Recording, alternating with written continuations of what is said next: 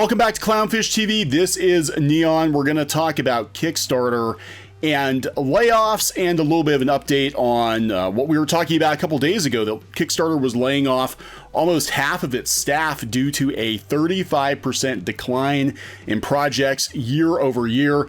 You know, they're blaming the shutdown. They're blaming that thing we can't talk about. I guess we can talk about it now. You know what it is.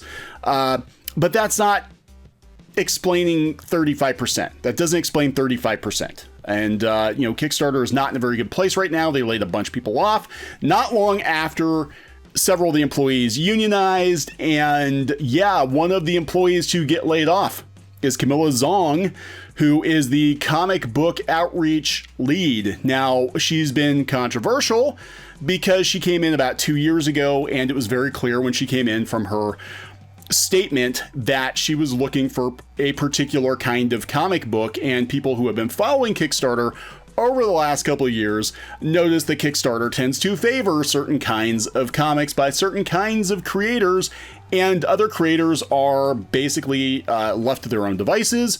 Their projects are kind of shadow banned on Kickstarter, they're hard to find, or they're not allowed on Kickstarter at all. Hence the 35% decline.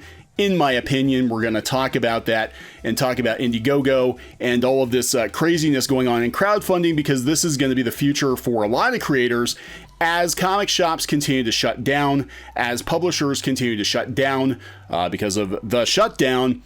More and more creators are going to go to crowdfunding platforms to try to get their creative projects done. So let's talk about Camilla Zhang getting gone from Newsarama, and then we're going to talk about like why a lot of people are talking about it, basically. Newsarama says Kickstarter's comic outreach lead Camilla Zhang has confirmed she's among the 40% of people who were laid off by the crowdfunding company this month. It breaks my heart to say this will be my last week at Kickstarter, she said on Twitter. May 8th marked my second year at the company, and only a day before I found out I would be among the 40% of staff laid off. We've heard 45%.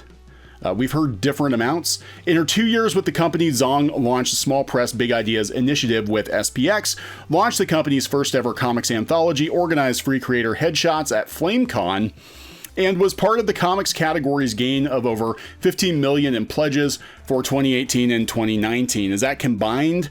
So yeah, I mean, look, we'll talk about Kickstarter. Zhang said that the Kickstarter Union, which she is a part of, helped negotiate a severance package for her. She gets 4 months pay and recall rights. I don't think Kickstarter is going to be in a position to bring back a comic book outreach lead. That would be my armchair reaction. So yeah, Kickstarter, 35% decline.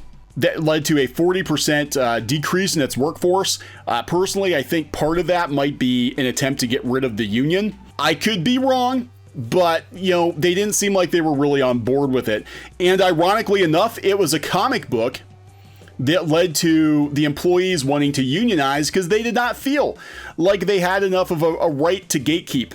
They were very, very salty that the bosses at Kickstarter did not want to publish a project called Always Punch Nazis, and the Kickstarter staff wanted to punch it, or rather they wanted people to punch Nazis, I guess. They wanted to publish the book, and that turned into them unionizing, and here we are like, what, 6-8 months later, and they're laying off 40% of staff, a lot of them union, including their comic outreach lead, who again has been controversial. So let's talk about why Camilla Zhang has been controversial and some of the stuff going on over at Kickstarter. Chris Arant, who is the editor of Newsarama, and I gotta give a hat tip to a couple of YouTubers pointed this out, including your boy Zach, who we're going to talk about. We're going to talk about this. Talking about Camilla Zhang, Chris Arant says you have to take a moment and thank her right now for the amazing 2 years of work she did at Kickstarter. Every comics Kickstarter for the past 2 years has her fingerprints on it. And I imagine some of the ones that didn't get through also had her fingerprints on it. And for all she is publicly known to have done there are a lot of behind the scenes things she's done for the industry and for individual comics people that have helped big and small. That is a curious thing to say. I'm just putting that out there. So Xong, as I understand it, came in May of 2018, I want to say, and the controversy that that broke the camel's back, the situation with your boy Zach and Diversity in Comics, and going to IndieGoGo. I love this article. The Jawbreakers comic outrage is a ginned up controversy between book banners. Good grief. He was going to bring his Jawbreakers book to Kickstarter. Kickstarter told him, no, you're not allowed to publish here. They did not tell him why. They gave him some very vague reasons why he wasn't allowed to publish. And at the end of the day, we all know why. Certain people at Kickstarter didn't like his YouTube channel. It had nothing to do with the project. The project was very PG-13, but there were people at YouTube that did not like his project. So not only was his book not allowed to go to Antarctic Press, thanks to Mark Waid, so the comic shops missed out on what wound up being like $400,000 in revenue.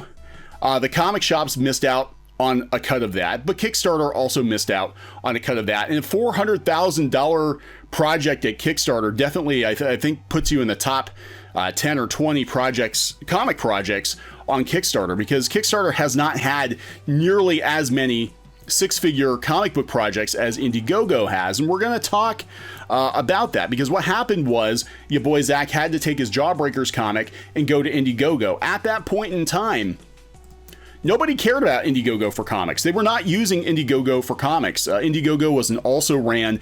It was the place you went to if you couldn't get your comic published on Kickstarter.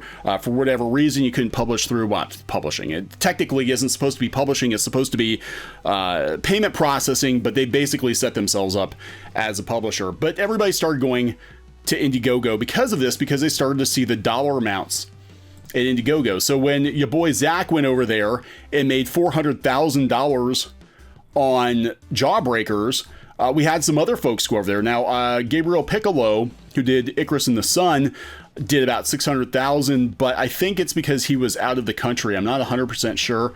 I think that's why he used IndieGoGo. Of course, we had Cyberfrog from Ethan Van Sciver, made tons and tons and tons of money, like $800,000. He's got another campaign that's creeping up there too. Doug TenNaples, Earthworm Jim, and there have been several campaigns on IndieGoGo that have made six figures in the course of like 2 years, because Kickstarter decided to gatekeep. When they're losing 35% of projects, okay, that money would have been really helpful to have at Kickstarter, but Kickstarter decided it was going to gatekeep. Now, I don't know if Camilla Zhang had anything to do with your boy Zach's project in particular being gatekept, because I believe she started after he launched his project. But, you know, when you've got Chris Arant out there saying that she's done a lot of stuff behind the scenes, I gotta wonder if she wasn't already having an influence over there or what was going on. But clearly something happened. Now, here's the thing. It's not illegal what Kickstarter did, because they did reorganize in 2015 as a public benefits corporation, which basically says they have the right to deny anybody for any reason if they don't think it's in the greater public good. And then they'll argue, well, we think he's mean on YouTube. Because he's mean on YouTube, we're not going to let him on our platform. And we saw this with Patreon too. Patreon would see what you're doing in other places on the internet besides Patreon, and if they didn't like it, then they would shut you down. And we see how that worked out for Patreon too. Patreon took a huge hit, and they're laying people off. Not as many as Kickstarter, but something like 13 or 15% of people. And that's despite there being more people coming to the platform. With Kickstarter, it's been my observation, it seemed like a lot of the comic Kickstarters, save for Todd McFarlane's, which it could be argued whether or not that's a comic book Kickstarter or a toy Kickstarter, save for Todd McFarlane, most of the Kickstarters have been very, very small in comparison to IndieGoGo. You're not seeing these huge six-figure, you know, $400,000 or $500,000 campaigns. There were some of those at the beginning of Kickstarter back when it first started, but then everybody started going over there, and it just seemed like the average Kickstarter was like 20,000 if you're lucky. You know, if you get, I saw IDW did one and it did like 25 or 30,000. That's freaking IDW. So Kickstarter has definitely seen better days in regards to comics projects, and now their comic lead is gone. Now, what's interesting about IndieGoGo is a lot of people throwing a lot of shade at anyone using the platform. In fact, Sean Gordon Murphy is going to be bringing his project, huge name in comics right now, bringing his project to IndieGoGo and not Kickstarter. And apparently he's already getting pushback from people on Twitter talking about how IndieGoGo is where all the comics gators go. IndieGoGo is for Nazis. You don't want to go over there. You don't want people to think you're a bad guy, do you, Sean Gordon Murphy?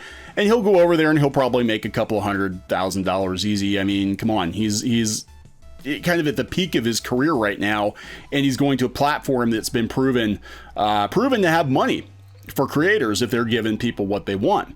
So yeah, this is definitely a lesson in what not to do.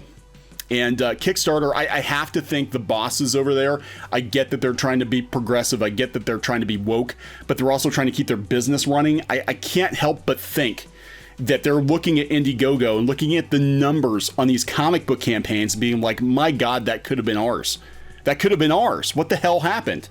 And they know damn well what happened, but they wanted to gatekeep. And so the first opportunity they get, they started tossing certain individuals overboard because, it has not been a popular decision to gatekeep Kickstarter, which used to just be a payment processor.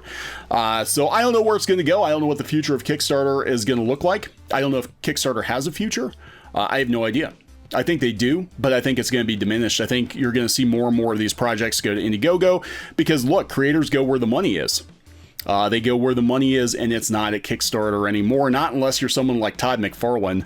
And Todd McFarlane, he could go anywhere, honestly, and make $1 million. I mean, that's just the way it works. So I'm going to wrap this one up.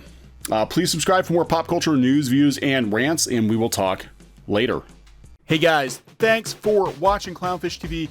Please consider supporting the channel. Go to clownfishsupport.com. That's clownfishsupport.com. And if you want to join our community, go to clownfishtalk.com. That's clownfishtalk.com. Please subscribe, ring the bell for notifications. We will talk to you next time.